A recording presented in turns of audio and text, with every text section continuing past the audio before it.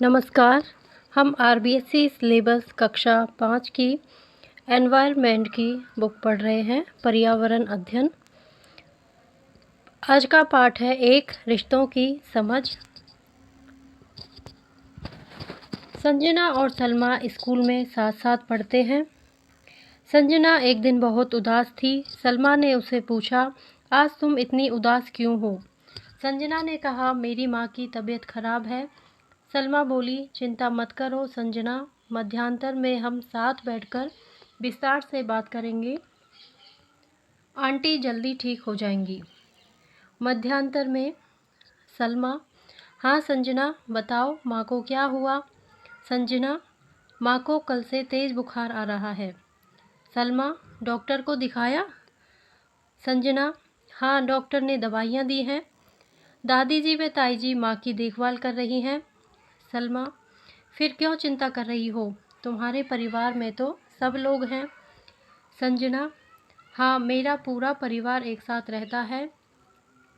दादाजी, दादी जी, ताऊ जी, ताई जी, चाचा जी, चाची जी व उनके बच्चे, हम सब साथ साथ रहते हैं। सलमा, तुम बिल्कुल चिंता मत करो, तुम्हारे घर में सब मिलकर माँ की अच्छी तरह देखभाल कर रहे हैं। देखना वह 2-3 दिन में ठीक हो जाएंगी। मेरे घर पर केवल मेरी माँ, पिताजी व मेरी छोटी बहन है। एकल परिवार और संयुक्त परिवार।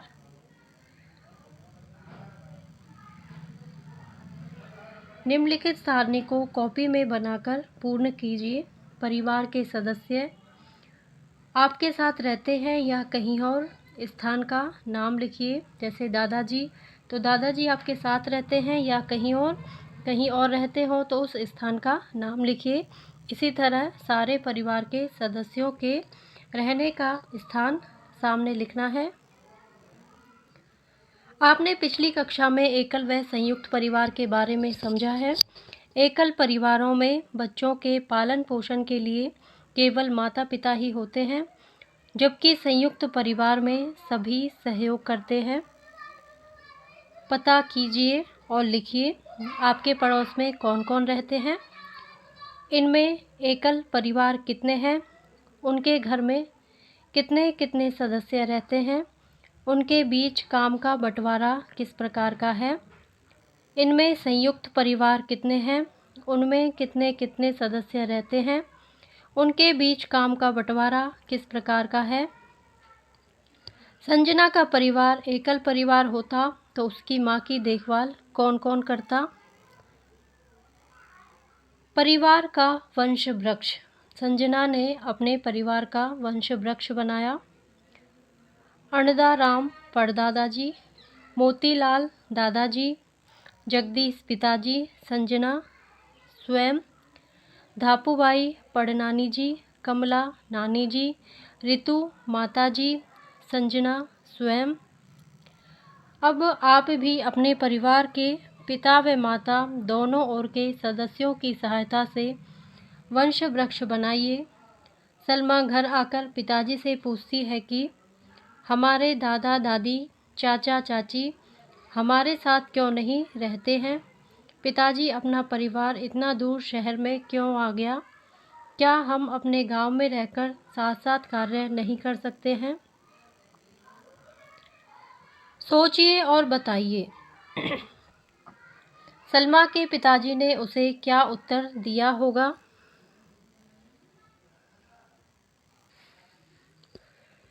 आजकल व्यवसाय की तलाश या उच्च शिक्षा पाने के लिए परिवार शहरों की ओर पलायन करने लगे हैं। शहरों में अधिकतर छोटे छोटे मकान होते हैं जिनमें कम लोग रह सकते हैं, इसलिए संयुक्त परिवार बंटकर एकल परिवार बनने लगे हैं। संयुक्त परिवार बंटने के और भी कई कारण हैं, जैसे परिवारों की सदस्य संख्या, आदतें, सदस्यों के व्यवहार, आर्थिक स्थिति, आय व्यय करने की क्षमता, त्योहार मनाने के तरीके आदि में निरंतर बदलाव। चर्चा कीजिए और बताइए, एकल परिवार बनने के क्या क्या कारण हैं? संयुक्त परिवार एवं एकल परिवार में क्या अंतर है?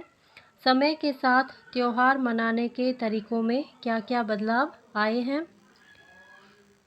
अपनी कॉपी में सारणी बनाकर लिखिए कि आप अपने रिश्तेदारों के यहाँ कब कब जाते हैं, जैसे आवश्यक कार्य होने पर, त्योहारों पर या कभी नहीं।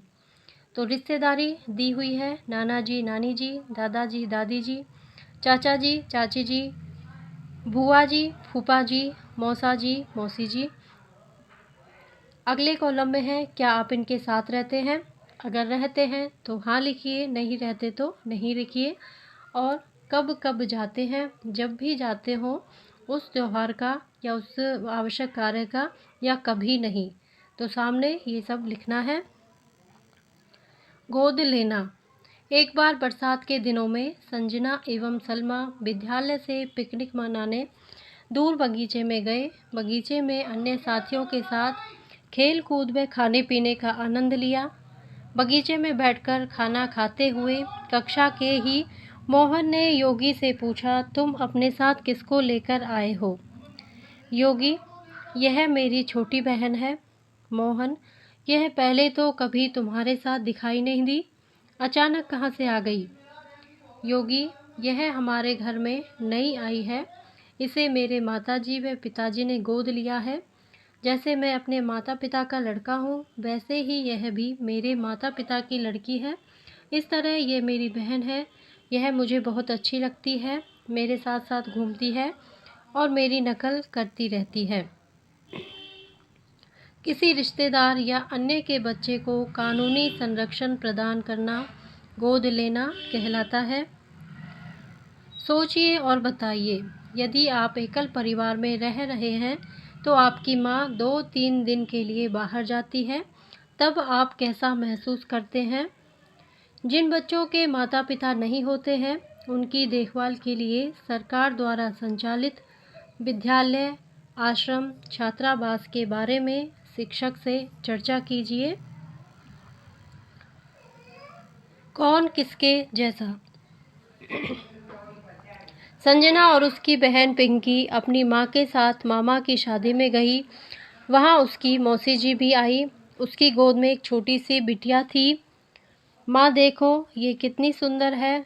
अरे देखो देखो, इसकी नाक तो नानी जैसी है, आंखें इसके चाचा जी जैसे हैं, गोरा रंग दादाजी जैसा है और इसके भाई के चेहरे का रंग तो हल्का सांवला है।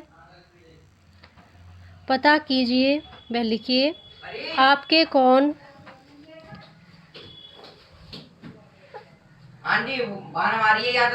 से शारीरिक लक्षण आपके परिवार के किस सदस्य मिलते हैं। अपनी कॉपी में लिखिए लक्षण, जैसे चेहरा, आँखें, नाक, बाल, कान, रंग, ये किसके जैसे हैं। जिसके भी जैसे हैं उनके नाम सामने लिखिए। संजना ने अपनी माँ से पूछा, माँ, मेरी कक्षा में अंजलि बाएं हाथ से लिखती है, लेकिन उसकी लिखावट बहुत सुंदर है। इसके लिए उसे इनाम भी दिया गया। मैंने उससे पूछा कि तुम दाएं हाथ से क्यों लिखती हो। हम सब तो दाएं हाथ से लिखते हैं, इसमें बाएं हाथ आना चाहिए था। मैंने उससे पूछा कि तुम बाएं हाथ से क्यों लिखती हो, हम सब तो दाएं हाथ से लिखते हैं। उसने कहा, मैं सभी कार्य बाएं हाथ से ही करती हूँ। मैंने दाएं हाथ से लिखने का प्रयास किया पर लिख नहीं पाती हूँ। पता कीजिए व लिखिए आपकी कौन कौन सी आदतें आपके परिवार के किस सदस्य से मिलती हैं। अपनी कॉपी में लिखिए आदतें, जैसे बात करना, चलना, उठना, बैठना, तो ये परिवार में किससे मिलती हैं, उनके नाम सामने लिखने हैं। बच्चों के लक्षण अपने माता पिता, दादा दादी, नाना नानी के लक्षणों से मिलते हैं। इन लक्षणों को आनुवांशिक वंशानुगत लक्षण कहते हैं। ये वंशानुगमन अर्थात पीढ़ी दर पीढ़ी लक्षणों का गमन कहलाता है। बच्चों में कुछ लक्षण आसपास के वातावरण से प्राप्त होते हैं जो वंशानुगत नहीं होते हैं। आओ जाने। ग्रेगर जॉन मेंडल ने मटर के पौधे पर बहुत से प्रयोग कर वंशानुगत के नियम प्रतिपादित किए, इसलिए उन्हें आनुवांशिकी का जनक कहा जाता है। ये फोटो दी गई है ग्रेगर जॉन मेंडल की। इनको आनुवांशिकी का जनक कहते हैं।